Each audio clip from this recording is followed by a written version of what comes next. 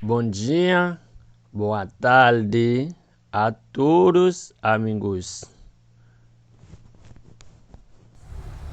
Meu nome é Jimina Mudomisi. Hoje eu vim dar um outro vídeo para você. Toda semana eu vou dar um vídeo para você. Hoje eu vou falar para você com esse sido ali. Esse sido 2020.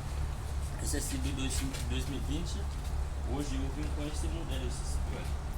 Ou eu vou indicar você que como montar esse sido ali. Aqui a tinha e vem com esse Bluetooth para você, se você quiser, para colocar música quando você está na plaja. Esse Bluetooth, esse fala quando você descer na água, para você ligar esse daqui ali, esse ali para você colocar documento quando você vai sair andar, para documento, celular.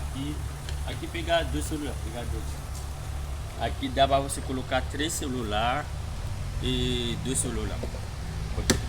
Esse aqui, esse panela, quando ligar esse daqui ali, ó, vamos pegar a panela. Quando eu ligar esse daqui ali, esse panela apresentar assim, panela vai apresentar assim, tá bom? Eu vou tirar e aqui esse para-choque frente. Isso aqui esse para-choque. Aqui também esse uma caixa de som.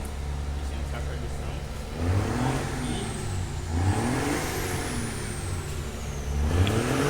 Aqui esse ré. Pia, para um pouco, Pia. Aqui esse ré. Agora eu vou tirar esse banco ali para você ver como tá. Esse banco ali. Vou tirar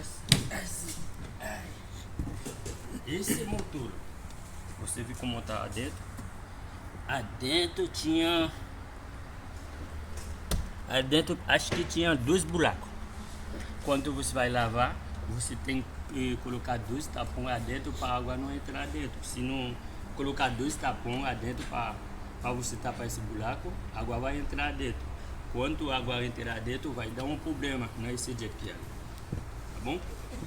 Agora, se eu vou lavar esse daqui ali, eu vou abrir isso para você ver com vontade. Ó.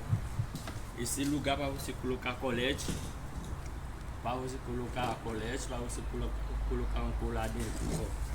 Esse colete, esse